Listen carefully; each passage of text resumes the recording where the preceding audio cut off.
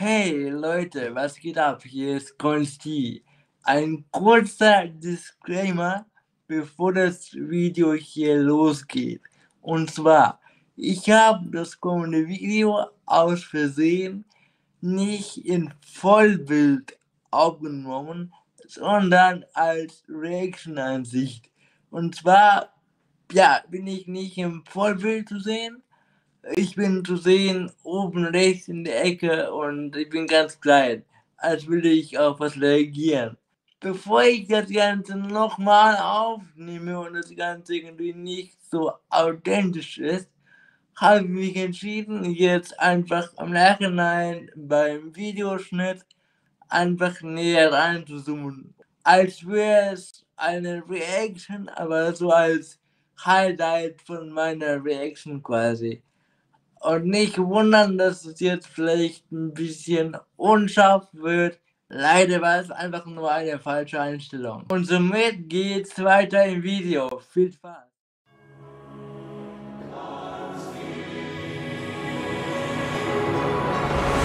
Hey Leute, was läuft? Hier ist Konsti.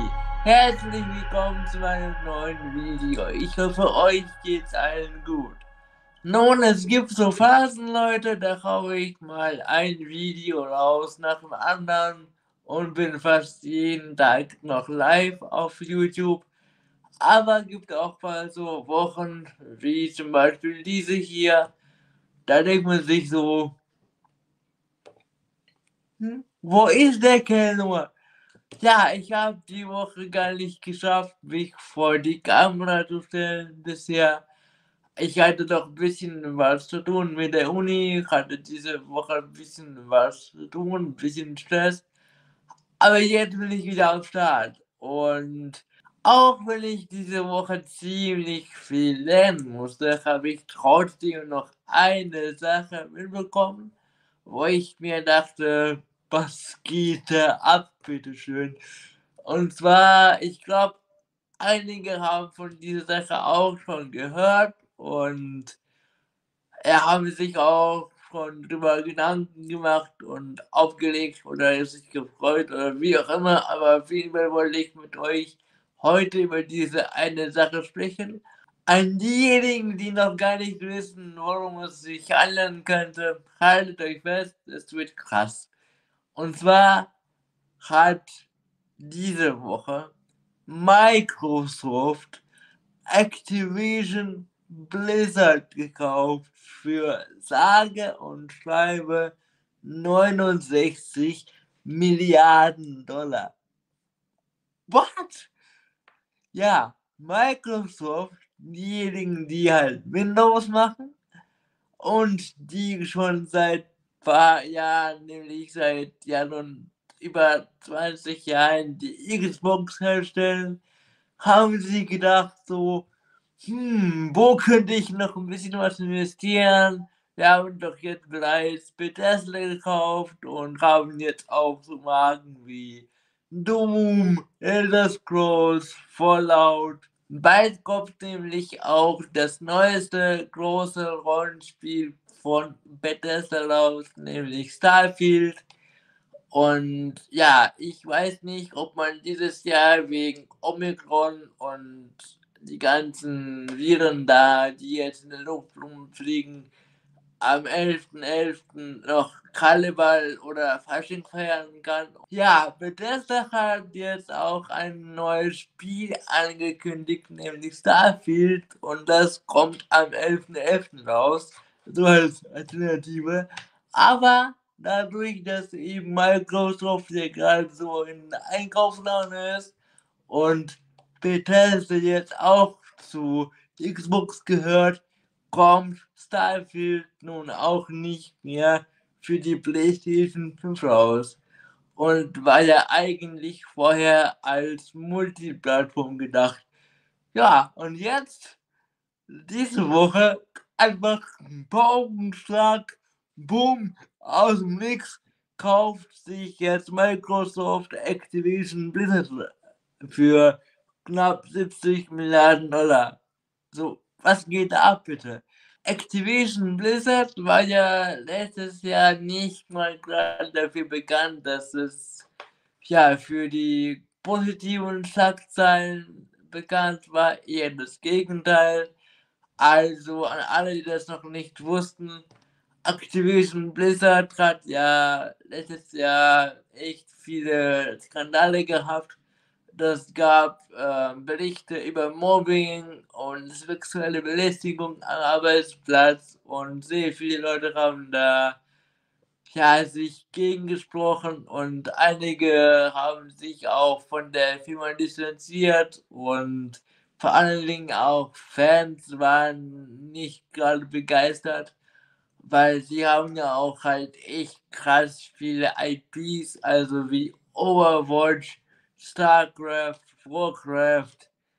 World of Warcraft ist ja ein sehr großes Spiel, das sehr viele Leute spielen, die eine sehr große Fangemeinde haben. Diablo.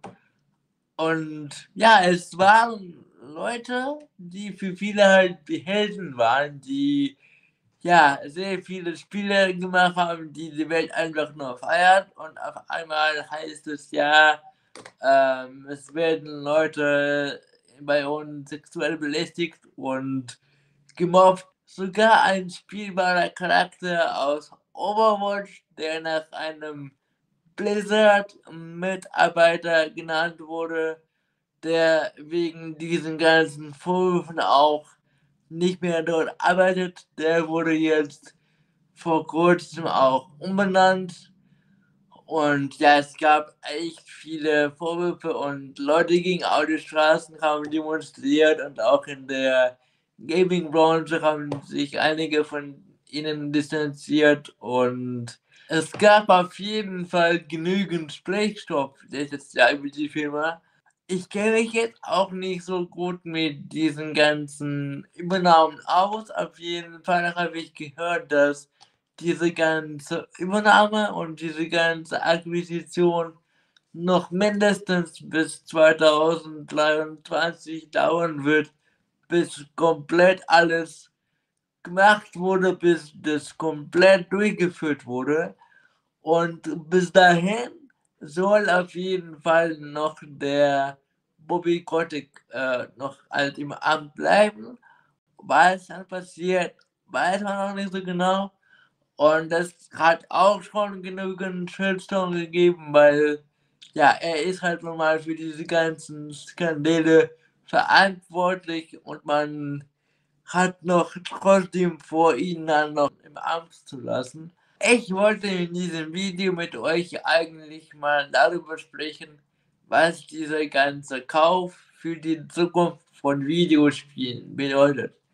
Und zwar, man muss sich überlegen, eine Firma, die Sachen besitzt wie Warcraft, wie StarCraft, wie Tony Hawk, Spyro, Crash Bandicoot. Leute, müsst ihr euch mal belegen. Spyro und Crash Bandicoot waren in den 90ern noch auf der ersten Playstation als Exclusives. Crash Bandicoot war für die erste Playstation fast als Maskottchen. Auf einmal gehört sie als Xbox. So, was geht da ab? Als würde jetzt Nintendo bei Microsoft einkaufen und plötzlich ist neben Mario Master Chief zu sehen. Das ist das Gleiche. Also es ist einfach nur krass, was man mit Geld irgendwie jetzt erreichen kann, so mit ein paar Käufen da. Klar sind zum Beispiel ja gerade bei Crash Bandicoot und Spyro die Rechte ein bisschen durch und durch überall irgendwo gewesen. Zuerst war ja Crash von Naughty Dog und dann wurde das irgendwie ein Activision ja verkauft und dann kamen noch in den 2000ern noch ein paar Spiele, die nicht allzu gut waren, genauso wie bei Spyro. Und jetzt kam ja noch vor kurzem, also vor ein paar Jahren, diese Remakes von Spyro und Crash. Letztes Jahr oder vorletztes, ich weiß es nicht mehr, kam noch Crash Bandicoot 4, der offizielle vierte Teil. Und ja, das war ja schon bereits Multiplattform gewesen und jetzt eigentlich gehört Crash Bandicoot Xbox. Genauso wie Spyro. Also meine Kindheit, ich bin mit der PlayStation aufgewachsen, gehört jetzt Xbox. Das ist der Wahnsinn. Und wir müssen noch eine IP uns mal genauer anschauen. Der Elefant im Raum, nämlich Call of Duty. Call of Duty gehört auch zu Activision.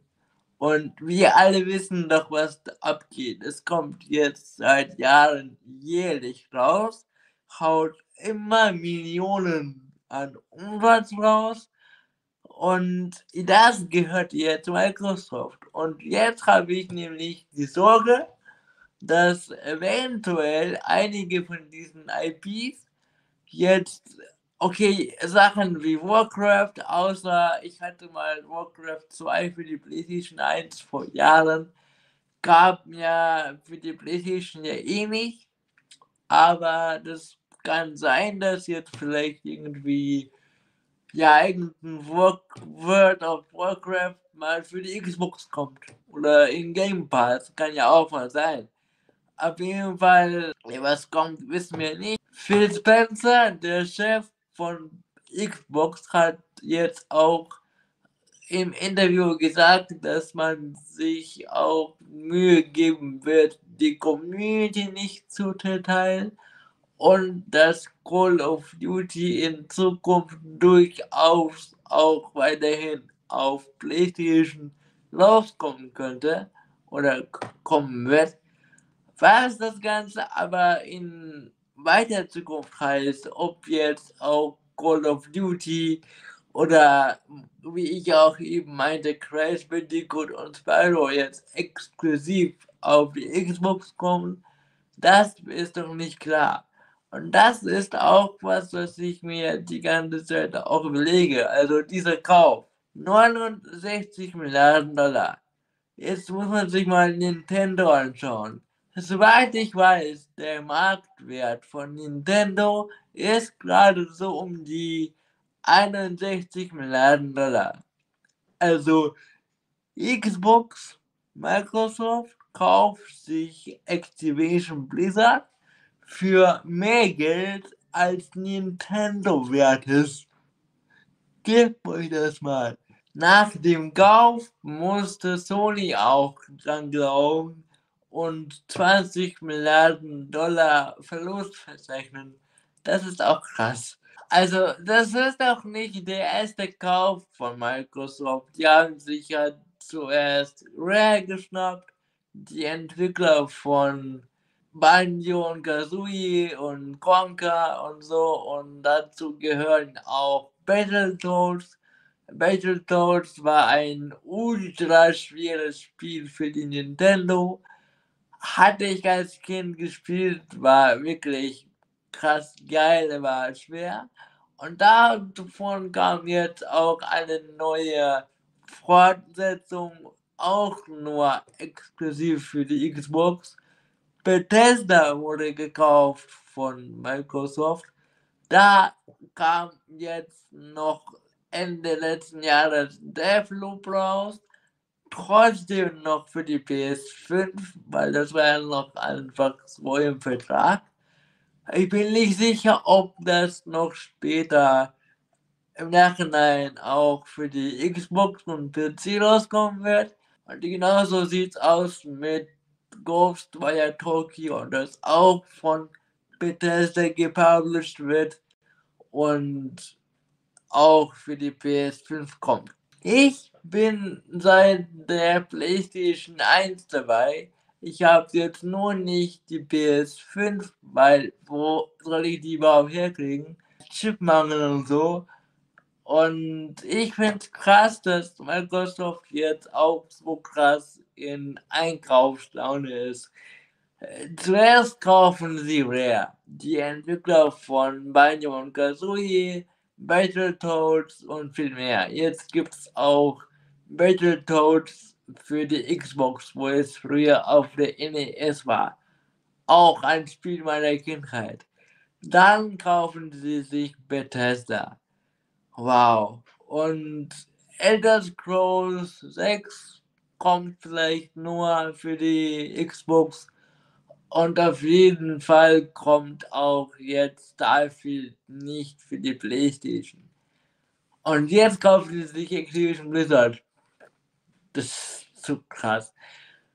Ich bin echt gespannt, wie Sony reagieren wird, wie Sony kontern wird, denn ich kann mir auch gut vorstellen, dass jetzt diese ganzen Spiele von Blizzard und Activision bei Xbox jetzt auch wohl in den Game Pass kommen werden. Der Game Pass ist ja quasi das Netflix für Spiele, wo du eine monatliche Gebühr bezahlst und Spiele für die ganz alte Xbox, die Xbox 360 oder die Xbox One einfach im Abo spielen kannst, auch oft seit Day One, wenn die Spiele halt rauskommen. Das hat jetzt auch über 25 Millionen Nutzer weltweit. Irgendwie muss Sony jetzt wohl kontern.